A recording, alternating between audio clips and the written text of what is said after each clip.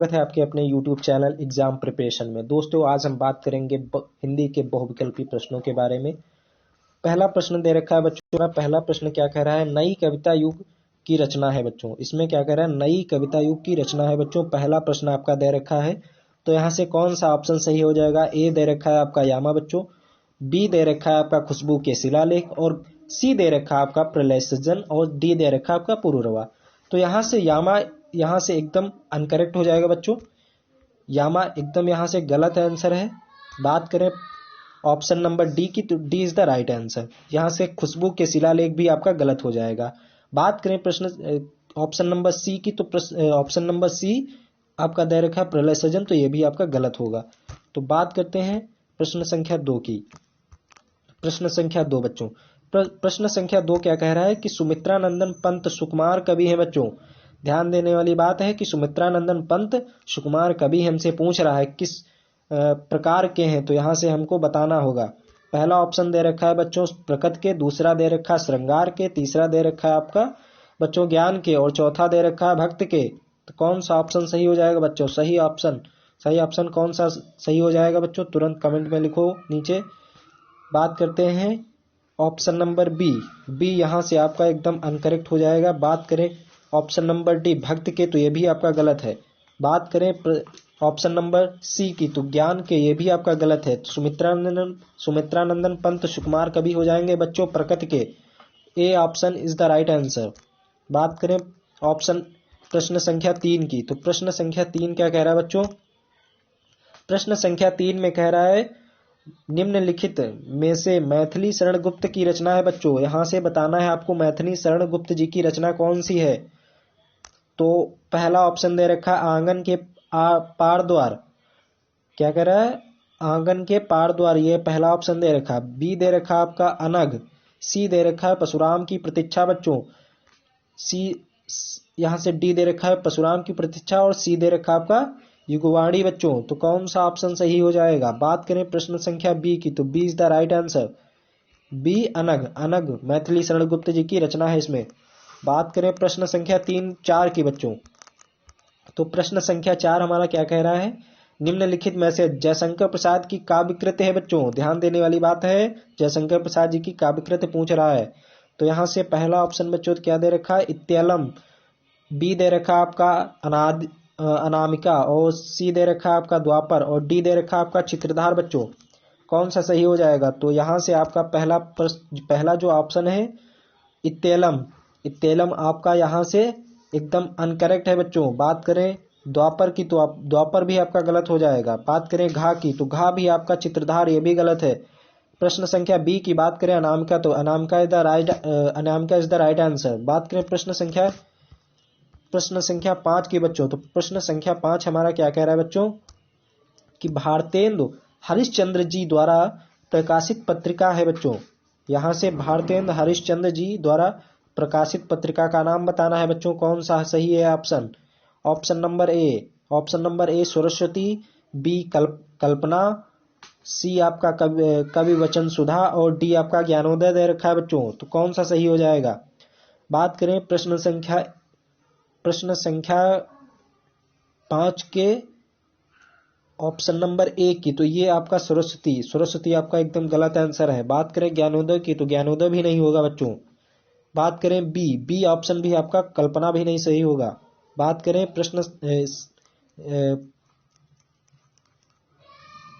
यहां से आपका ये सही हो जाएगा ऑप्शन नंबर सी, कवि वचन सुधा इज द राइट आंसर बच्चों।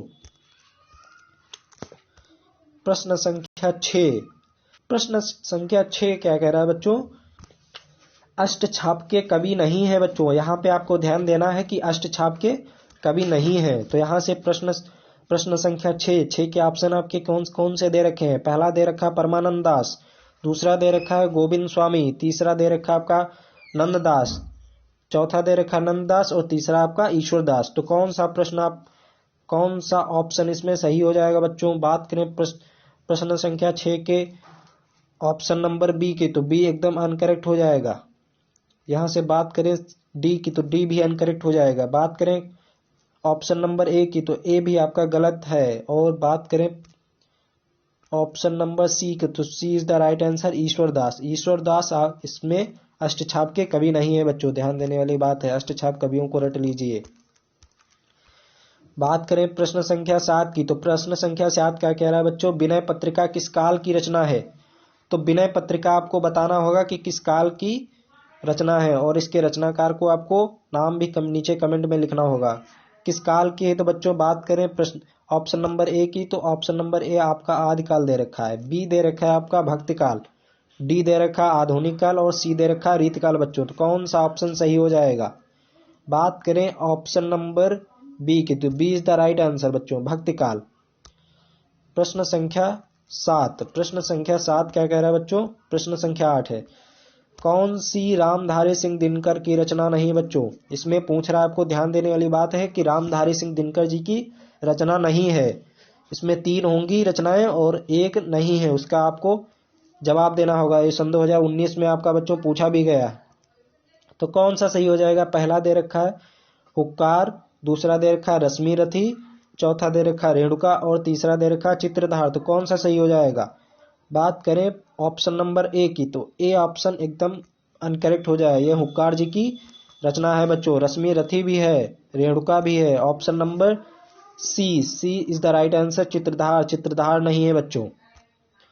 प्रश्न संख्या 9, प्रश्न संख्या 9 क्या कह रहा है बच्चों, प्रश्न संख्या 9 क्या कह रहा है, रीत काल की सर्वाधिक महत्वपूर्ण प्रवृत्ति है।